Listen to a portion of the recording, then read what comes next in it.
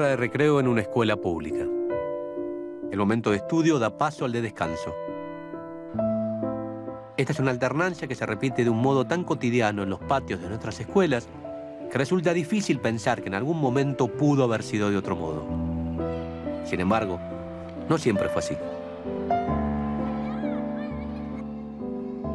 El modo en que nuestro país decidió organizar su currícula escolar y los espacios que ocupan maestros y alumnos fue producto de un arduo debate que derivó, en 1884, en la sanción de la Ley de Educación Común, la 1420. Esta ley, sancionada hace 130 años, ya no rige nuestro sistema escolar, pero la impronta que imprimió la educación de nuestro pueblo hoy sigue más vigente que nunca.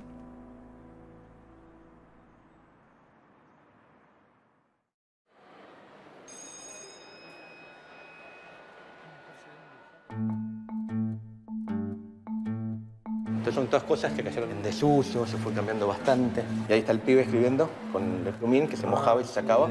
Este frasco es de la tinta porque el portero pasaba todas las mañanas con aquel frasco enorme poniendo la tinta.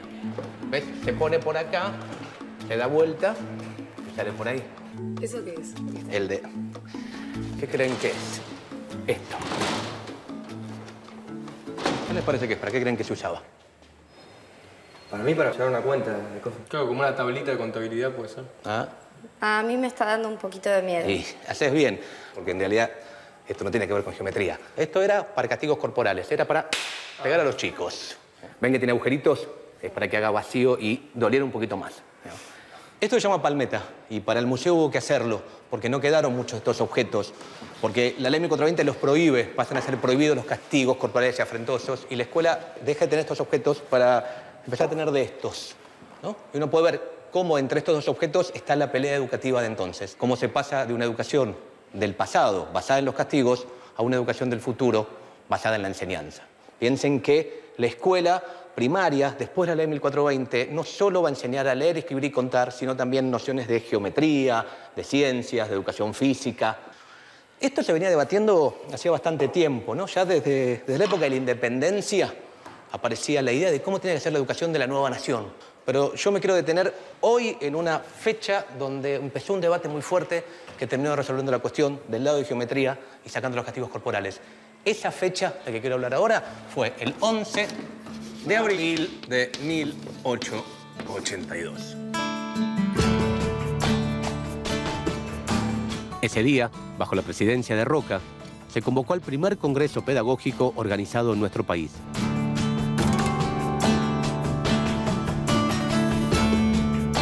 Era un momento crucial en el que se discutió qué tipo de sistema educativo tendríamos los argentinos.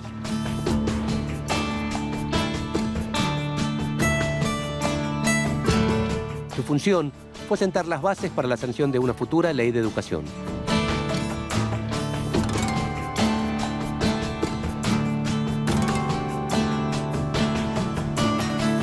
Este congreso se realizó en el marco de la Exposición Industrial, Agrícola y de Bellas Artes, justo acá, en Plaza Miserere.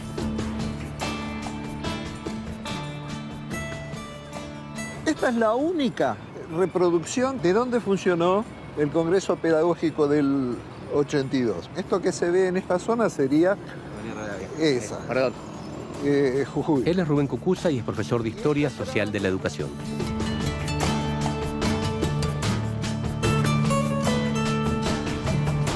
Además, dirigió el Museo de las Escuelas de la Universidad Nacional de Luján. Ahí pueden verse elementos que grafican cómo cambió la educación en nuestro país con la aplicación de la ley. ¿Y por qué se hizo un congreso pedagógico en el 82? Roca tenía que hacerse cargo de las escuelas primarias porque en 1880 se capitaliza la ciudad de Buenos Aires. La provincia de Buenos Aires transfiere a la nación el territorio, pero junto con ello todo lo que había arriba de ese territorio. Las escuelas y hasta Sarmiento, que era superintendente general de escuelas de la provincia de Buenos Aires. Muy bien no se llevaban Sarmiento y Roca. No, eran políticamente adversarios. Para administrar esas escuelas y además para controlarlo a Sarmiento, Roca crea el Consejo Nacional de Educación y lo rodea a Sarmiento con una cantidad de vocales católicos. Sarmiento protesta contra la creación del Consejo Nacional de Educación, que tenía como objetivo dictar una ley de educación y convocar a un congreso. Lo denuncia Sarmiento como una maniobra de Roca y especialmente de su ministro, de colocar a alguien que lo tirara de arriba y de abajo a Sarmiento para impedir que pusiera sobre el tapete su propio proyecto de ley de educación. El Congreso Pedagógico, convocado por el ministro Manuel de Pizarro, estuvo conformado por 125 educadores, entre representantes de las provincias y municipios, y también contó con representantes de Uruguay, Bolivia, Paraguay, Brasil y Estados Unidos, entre otros países. Aunque Sarmiento fue nombrado presidente honorario del Congreso, no concurrió. De hecho, sostuvo una mirada crítica en editoriales publicadas en el diario El Nacional. Entre otras cosas, Sarmiento cuestionaba la gran cantidad de participantes, sobre todo de maestras de grado. Altísimas cuestiones de Estado y de ciencia serán resueltos por una mayoría de señoras apenas preparadas para la enseñanza de las materias de la escuela primaria. Estas críticas contribuyeron a crear un clima de hostilidad en el Congreso.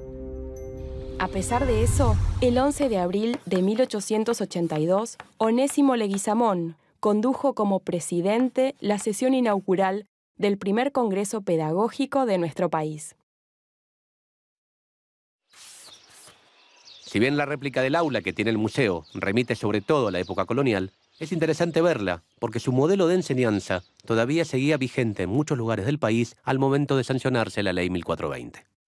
Acá no hay aula frontal, no hay pizarrón, no hay mobiliario, no hay hileras de pupitres típicos de las aulas de las escuelas normales de fines del siglo XIX, de las escuelas de la Ley 1420, porque la educación escolarizada se realizaba en forma particular. Un preceptor concurría a la casa de su alumno, salvo en aquellos lugares donde el aprendizaje de las primeras letras se realizaba en un convento o, en este caso, en un espacio cedido por el cabildo. En la medida en que esto era colectivo, si bien no había un mobiliario especial como el que hemos mencionado, algunos muebles encontramos. ¿Esto qué es? Estas son cajas de arena para escribir, porque el papel era muy escaso y muy caro. Entonces era mucho más barato hacerlo acá. La disciplina, que no era lo que se utiliza en nuestros días como un determinado orden en el espacio del aula. La disciplina era un látigo con varias colas que estaba colgada con un clavo, al punto que la amenaza previa al castigo era: os voy a descolgar las disciplinas. Es decir, descolgar las disciplinas significaba amenazar con que voy a azotaros. O sea que importaba mucho más el castigo que las cosas que les enseñaban. El castigo era muy importante. Lo que pasa es que las cosas que se enseñaban eran muy rudimentarias. Era leer, escribir, contar, cálculo y catecismo. No podemos hablar ni siquiera de escuela. Enseñanza de las primeras letras. Recién a fines del siglo XIX, ya en el periodo de la Ley 1420, comienzan a aparecer las lecciones de cosas con objetos y las distintas asignaturas.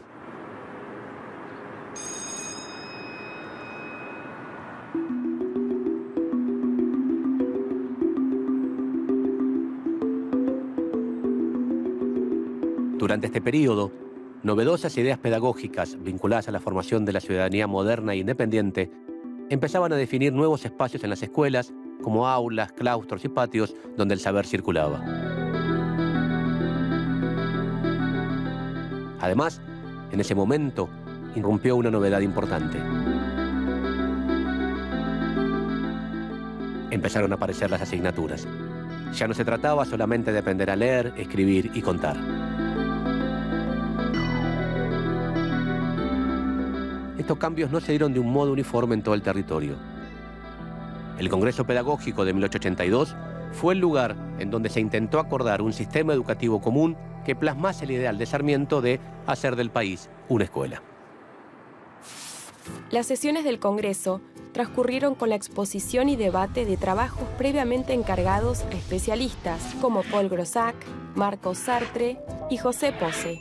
Las temáticas iban desde aspectos generales de la política educativa a otros de orden más cotidiano, como el trabajo en clase.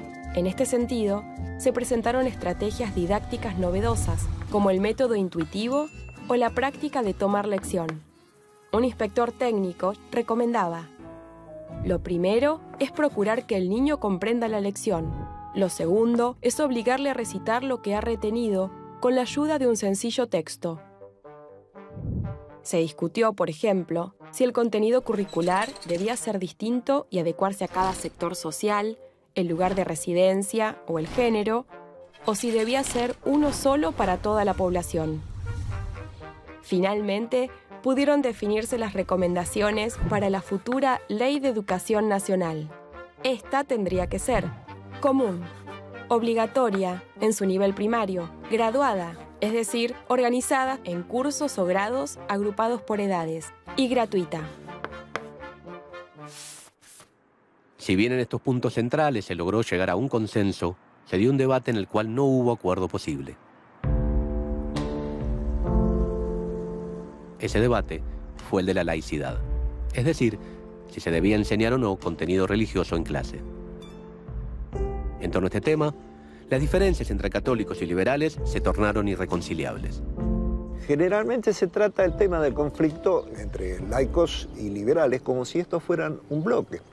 El Congreso Pedagógico del 82 trató muchísimos temas y no solo el problema de la religión, que era el único punto donde efectivamente los liberales se emblocaban contra los católicos y los católicos, que tampoco eran un bloque homogéneo, se emblocaban contra los liberales. No obstante esto, las disputas entre liberales y católicos llevan a Roca en un determinado momento a pensar en la disolución del Congreso Pedagógico. Esta disputa entre sectores liberales y católicos se vivió intensamente entre los intelectuales de la época. Los católicos sostenían que una educación pública sin religión sería una educación atea que produciría la catástrofe moral en la población. Ellos creían que una escuela sin Dios bajaría el nivel de civilización del pueblo argentino. Los liberales, encabezados por el ministro de Justicia, Culto e Instrucción Pública, Eduardo Wilde, creían que la enseñanza de religión en las aulas significaría un retroceso.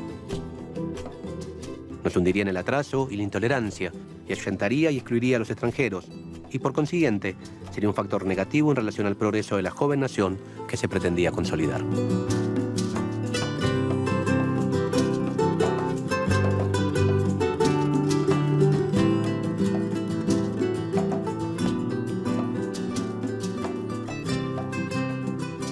Carlos Torrandel es licenciado en Ciencias de la Educación y profesor en la Universidad Católica Argentina. ¿Cuál fue la participación de los católicos en el Congreso Pedagógico del 82 y después en el debate en la ley? Bueno, el catolicismo apoya el proyecto de Roca a la presidencia y se incorpora de alguna manera en el gobierno a través de distintos laicos más comprometidos con la Iglesia que participaron en los primeros años del gobierno de Roca.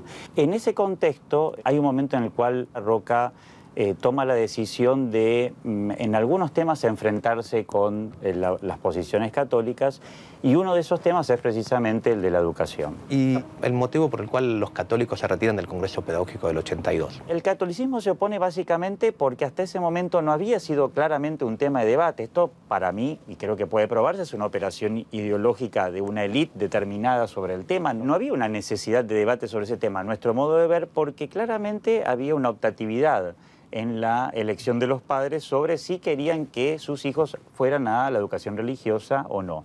De hecho, en el debate de la ley 1420, hacia el final, Achával Rodríguez, que es un diputado católico que enfrenta desde la posición católica esta ley, lo que sostiene es que hasta la Iglesia estaría dispuesta a aceptar que se pudiera brindar cualquier tipo de religión en la escuela siempre que se reconociera la dimensión religiosa del ser humano dentro del currículum oficial. Y ahí es el gran tema con el laicismo, hasta dónde la religión forma parte de la cultura y puede incorporarse también a la escuela, o hasta dónde hay lugares en donde, bajo una supuesta neutralidad, que todos sabemos que es imposible, la religión es dejada de lado y por lo tanto en realidad se hace una opción paradójicamente de retroceso a la era colonial, de imposición desde el Estado de una manera de ver, aunque antes sería la católica y hoy sería más bien una forma laica de pensamiento con sus características particulares. En esa versión el Estado parece que es algo que va contra la gente a la cual le impone cosas. Yo tendría que ver el Estado también como el lugar, el garante de cierto bienestar general. No es algo que le impone, no es una máquina impositiva. Indudable. Digamos, el Estado está constituido por una voluntad popular que determina que el Estado sea así y no de otra forma, digamos. Claro, pero no claramente en esa política llevada adelante por Roca en los 80 no es que estaba representando los intereses populares. No vas a decir que el Estado de los 80 era el Estado democrático. No estoy diciendo eso, estoy claro, era un Estado en manos de la oligarquía. Bueno. De todas maneras, digo, además... O sea, si estaba en manos de la oligarquía para... yo lo que ahí veo en la discusión historiográfica es, si estaba en manos de la oligarquía para todos los demás temas, ¿por qué para este tema...? Por el mismo motivo que no se puede hablar del catolicismo, como bien dijiste vos, como un bloque, tampoco se puede hablar del Estado como un bloque. No, sin duda. Digamos, o sea, también digamos, es lo mismo. O sea, si yo estoy de acuerdo con vos, del catolicismo no se puede hablar como un bloque. Tampoco del Estado. Así estuvimos un rato más con Carlos, cuando de pronto me di cuenta de que estábamos replicando uno de los ejes centrales de la discusión que se dio en el Congreso 130 años antes.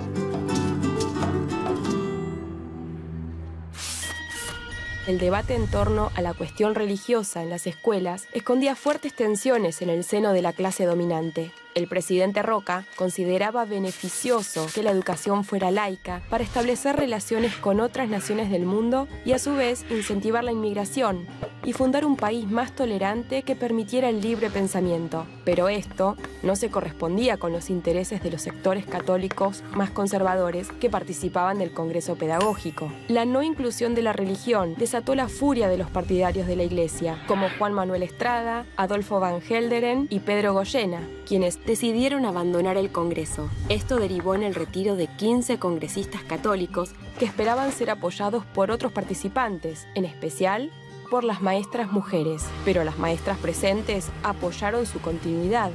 Sarmiento, con apenas 15 días de diferencia, cambió su valoración sobre ellas al escribir en El Nacional. El hecho más notable fue que la gran mayoría de las maestras, movidas por un resorte, se pusieron de pie con decisión, apoyando la decisiva del presidente. El Congreso, por mandato del Poder Ejecutivo, eliminó de sus debates la cuestión de la enseñanza laica y de la enseñanza religiosa y reunió las resoluciones aprobadas en un solo cuerpo de doctrina, con el nombre de Declaraciones. O sea que salió común, obligatoria, gratuita, graduada. ¿Y lo de lo laico? En el Congreso Pedagógico no se discute porque se retiran los católicos y estaba esa cláusula de no entrar en esa discusión. Se discute, sí, en el Congreso Nacional como único punto de discusión. Ninguna de las otras 4 patas que mencionaste vos entra en discusión. En 1883, un grupo de diputados católicos presentó un proyecto de ley que retomaba las conclusiones del Congreso Pedagógico, pero le agregaba la enseñanza religiosa. Adriana Puiggrós es diputada nacional y como pedagoga realizó varias investigaciones sobre este periodo de nuestra historia. En el debate del 82 y también en el debate en la Cámara de Diputados, lo que aparece es una idea de la nación como concepto, digamos, subordinado a las instituciones que heredamos de la colonia, la Iglesia, especialmente la Iglesia Católica, o bien la nación como la organizadora del conjunto. En un momento histórico, político, en donde la inmigración empezaba a ser un problema realmente fuerte, era problema y era utopía y era aspiración. Entonces, de alguna manera, la clase que ya se estaba conformando como oligarquía quería y temía esa inmigración, ¿no? En los 2 debates lo que uno encuentra es, digamos, la intención de utilizar la educación como un instrumento de control de la sociedad y al mismo tiempo está la otra idea que es la de la formación del ciudadano, ¿no? En ese sentido, la discusión sobre si la educación sería católica o sería laica, yo creo que es una discusión que esconde el debate profundo por el poder. Porque la ley 1420 tiene además una idea de construcción del sistema escolar que es asentado en la comunidad. En ese sentido, Navarro Viola, que era católico, sostenía la necesidad de los consejos escolares. La idea de consejo escolar era una idea muy democrática y representativa, ¿no? La idea de que la educación pública tenía que tener una base de representatividad.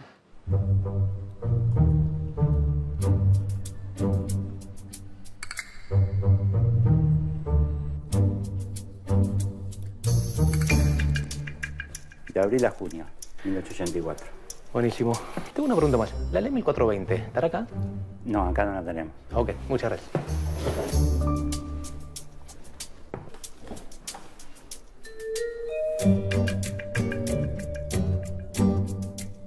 Finalmente, la Ley de Educación Común fue discutida en el recinto.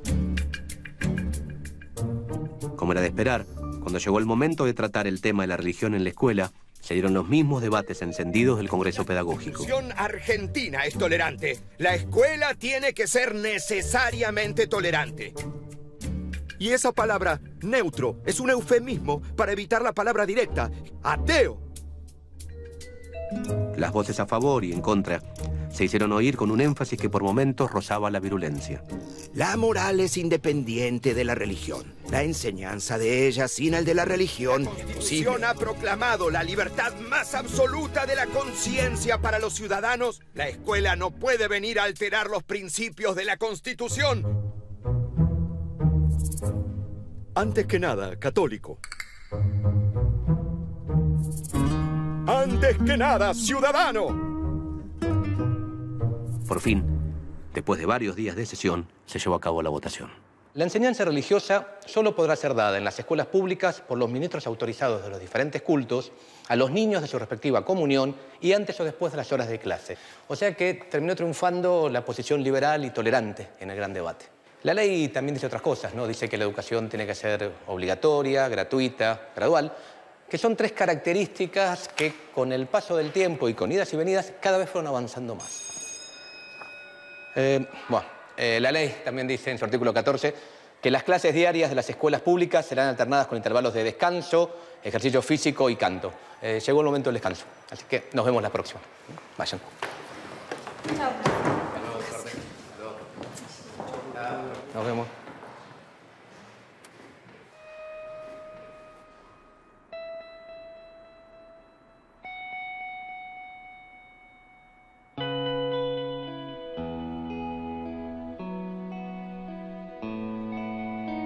Sancionada el 8 de julio de 1884, la Ley 1420 modificó para siempre nuestras escuelas.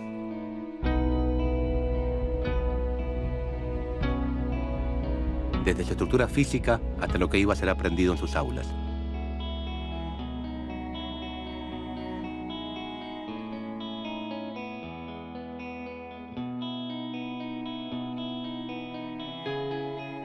La influencia que ejerció sobre la educación argentina va más allá de las geografías y de las circunstancias políticas. Esto es tan cierto que, aún hoy, sus conceptos rectores siguen vigentes.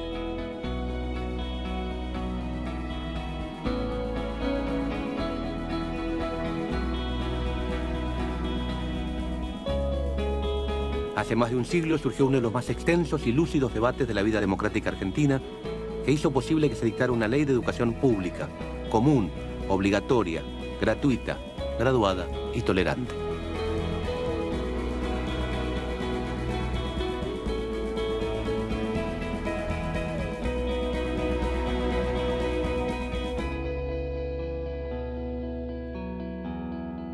Como instrumento normativo, fue una ley que garantizó derechos básicos para la población y que contribuyó, como pocas, a la construcción de un sentido de pertenencia y de identidad nacional.